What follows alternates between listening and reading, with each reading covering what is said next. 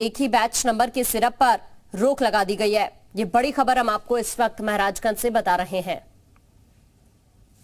वहां से जो दवाइयाँ यहाँ आती हैं उसका एक बार सैंपल के लिए भेजा जाता है। जब लखनऊ से ओके हो जाता है उसको डिस्ट्रीब्यूट कर दिया जाता है CSC PSC। लेकिन ये सैंपल वहाँ से ओके होने के बाद डिस्ट्रीब्यूट किया गया है। CSC PSC भेजने के बाद ये पता चला कि जो है बोतल में दवाइयाँ जमी हुई। इसकी सूचना जो है Uttar Pradesh medical supply corporation को दे दी गई थी, जिसके द्वारा फिर से जो है सैंपलिंग के लिए 100 बोतल मांगा गया, जिसको दे दिया गया। जानकारी के लिए अमित इस वक्त महाराजगंज से जी मीडिया संवाददाता जुड़ रहे हैं। अमित, ये पूरा मामला क्या है और क्या अपडेट है इन सिरप को लेकर? जी बिल्कुल, मैं आपको बता दूं कि ये बीते 28 दिसंबर से उत्तर प्रदेश सरकार के द्वारा बच्चों को विटामिन ए की खुराक देने के लिए अभियान चलाया। क्या आप स्टैंड अप इंडिया योजना के तहत 1 करोड़ का लोन लेकर अपना खुद का बिजनेस शुरू करना चाहते हैं? तो फ्रीडम ऐप को डाउनलोड करें और इसकी पूरी जानकारी अभी प्राप्त करें। जा रहा था, जिसके क्रम में state UP medical supply corporation की तरफ से विटामिन ए का सिरप भेजा गया था। ये महाराजगंज में भी विटामिन ए का सिरप 6260 पीस भेजा गया था और इसको महाराजगंज के स्वास्थ्य विभाग के तरफ से CSC और PSC में डिस्ट्रीब्यूट भी करा दिया गया था। लेकिन जब इसको खोला गया और ये देखा गया कि ये क्या घी की तरह जमा हुआ था, जिसके बाद इसकी शिकायत ये क्या state UP medical supply corporation क्यों की गई, तो उसके बाद यहाँ से फिर से एक बार उस सप्लाई पर रोक लगा दी गई है और 100 पीस फिर से एक बार कुरियर के माध्यम से लखनऊ भेजा गया है। तो कहीं ना कहीं एक लापरवाही स्वास्थ्य विभाग को देखने को मिल रही है कि समय रहते अगर नहीं स्वास्थ्य विभाग सचेत हुआ होता तो वो जो सिरप था वो बच्चों को पिलाए जाने के लिए क्या CSC PSC में भेज दिया गया था, लेकिन चूंकि घी की तरह जमा हुआ था और उसके बाद इसकी शिकायत तुरंत स्वास्थ्य विभाग ने दे दी, इसके बाद इसको भेजा गया। अब ये कहा जा रहा है कि जांच के बाद ही। ठीक है अमित, मैं वापस अभी आपके पास लौटूंगी। इस वक्त मयूर भी लखनऊ से हमारे साथ जुड़ चुके हैं। मयूर, चूंकि पूरे उत्तर प्रदेश में बच्चों को विटामिन ए देने का अभियान चल रहा है और इसी बीच ये सिरप की बोतल्स जिनमें ये बताया जा रहा है कि घी की तरह पिघले हुए हैं ये सिरप, एक बड़ी लापरवाही इसे कहा जाएगा। मयूर, बिल्कुल ये लापरवाही तो है ही, इसी के साथ ये बहुत ज्यादा शर्मनाक भी है और बच्चों के साथ इस तरीके की लापरवाही 28 दिसंबर से ये अभियान चल रहा था कि प्रदेश भर के बच्चों को विटामिन ए की खुराक देनी है। उसके बाद जब ये खुराक देने के लिए जब जिलों में जाती है और खासतौर के आगरा, महाराजगंज समेत कई हम जिलों की बात करें, वहां से शिकायत आती है कि ये बिल्कुल घी की तरह जम गया है। जब आप ढक्कन खोल के इसको निकालने की कोशिश करेंगे तो ये सिरप बाहर ही नहीं निकल रहा था। तो ऐसे में जब ये शिकायत की गई तो सभी CMO को बोतलें वापस मंगाने का आदेश दे दिया गया है।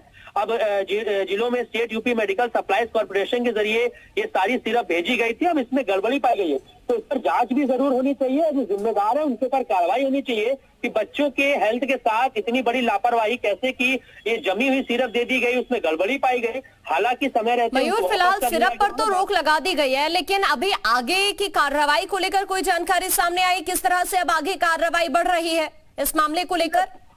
नहीं, बिल्कुल देखिए, शिकायत जरूर की गई है और अभी विभाग में भी ये देखना पड़ेगा कि इसके पीछे जिम्मेदार कौन है। हालांकि डिप्टी CM तक इस मामले को जरूर संज्ञान उनको लेना चाहिए, क्योंकि वो स्वास्थ्य मंत्री हैं, लगातार दौरे भी प्रदेश भर में करते रहते हैं। लेकिन बच्चों के स्वास्थ्य को लेकर ये जो लापरवाही है, अब जो सिरप वापस आ गई है तो वो वापस जो है कितनी जल्दी वापस बच्चों के पास जाती है, क्योंकि जो सिरप वापस हो गई तो अब उनका इस्तेमाल भी नहीं हो पा रहा, यानी कि उनकी जगह पर दूसरी सिरप भेजनी है। तो ठीक है मयूर और ठीक है अमित, आप दोनों का बहुत शुक्रिया जानकारी साझा करने के लिए। और इसी बीच लखनऊ से एक बड़ी खबर है, बीजेपी की बैठक से जुड़ी ये बड़ी खबर है। MLC चुनाव को लेकर बीजेपी की बैठक खत्म हो गई है। प्रदेश अध्यक्ष भूपेंद्र चौधरी ये मीटिंग कर रहे थे। MLC चुनाव को लेकर रणनीति बनाई गई, ये बड़ी खबर हम आपको इस वक्त बता रहे हैं। MLC चुनाव को लेकर बीजेपी की जो बैठक चल रही थी वो खत्म हो चुकी है। प्रदेश अध्यक्ष भूपेंद्र चौधरी ये बैठक कर रहे थे। MLC चुनाव को लेकर यहाँ पर रणनीति बनाई गई है। तो ये बैठक से जुड़ी बड़ी खबर लखनऊ से हम आपको बता रहे हैं। MLC चुनाव को लेकर ये जो बीजेपी की बैठक चल रही थी वो खत्म हो चुकी है। प्रदेश अध्यक्ष भूपेंद्र चौधरी ये मीटिंग कर रहे थे जो कि खत्म हो गई है। यहाँ MLC चुनाव को लेकर रणनीति बनाई गई है। फिलहाल अपडेट ये है कि ये बैठक खत्म हो चुकी है। यूपी बीजेपी प्रदेश अध्यक्ष भूपेंद्र चौधरी ये मीटिंग कर रहे थे जो कि खत्म हो गई है। MLC चुनाव को लेकर इस मीटिंग में रणनीति बनाई गई है। ये देखिए, ये हम आपको ग्राफिक्स के जरिए कुछ MLC प्रत्याशी के बारे में भी जानकारी दे रहे हैं। जो बीजेपी की तरफ से प्रत्याशी MLC चुनाव को लेकर उनके बारे में जानकारी साझा कर रहे हैं। फिलहाल जो मीटिंग चल रही थी वो खत्म हो चुकी है। ये बड़ी खबर हम आपको इस वक्त बता रहे हैं। यहाँ एमएलसी चुनाव को लेकर रणनीति बनाई गई है। शुभम इस वक्त हमारे सहयोगी हमारे साथ जुड़ रहे हैं। शुभम, अभी मीटिंग को लेकर क्या अपडेट वहां से मिल रहा है? ये देखिए, काफी अहम बैठक तो भारतीय जनता पार्टी कार्यालय पर चल रही थी एमएलसी चुनाव और हारी हुई लोकसभा सीटों के चुनाव पर। वो बैठक अब फिलहाल खत्म हो चुकी है। जो इस बैठक में तमाम लोग जो शामिल हुए थे, उत्तर प्रदेश की सरकार के मंत्री और इसके साथ साथ भाजपा के जो सांसद हैं, वो इस बैठक में शामिल हुए थे। बैठक में खास तौर से एमएलसी के जो चुनाव होने हैं, उन सीटों पर बेहतर परिणाम लाए जा सके, इसके साथ साथ भारतीय जनता पार्टी एक बार फिर से चुनाव में अपना जीत का परचम लहरा पाए, इसके मद्देनजर आज इस बैठक में दिशा निर्देश इन तमाम कार्यकर्ताओं को और बड़े पदाधिकारियों को दिए गए हैं। भारतीय जनता पार्टी का प्रयास है कि इन चुनावों में जो वोटर्स हैं वो सीधा भारतीय जनता पार्टी से जुड़े, जिससे कि जो परिणाम एक बार फिर से भारतीय जनता पार्टी के पक्ष में आए। तो लिहाजा आज इस बैठक में जो मंत्री थे उत्तर प्रदेश की सरकार के, जेपीएस राठौर इस बैठक में शामिल थे, इसके साथ साथ प्रतिभा शुक्ला और इसके साथ साथ उच्च शिक्षा मंत्री योगेंद्र उपाध्याय भी इस बैठक में शामिल थे। तो इस बैठक के माध्यम से कहीं ना कहीं भारतीय जनता पार्टी इन चुनावों से पहले अपनी पृष्ठभूमि तैयार करने में जुट गई है। लिहाजा अब आने वाले दिनों में भारतीय जनता पार्टी इन चुनावों के मद्देनजर ग्राउंड पर मजबूती के साथ होगी, जिससे कि एक बार फिर भारतीय जनता पार्टी के पक्ष में चुनावों के परिणाम आए।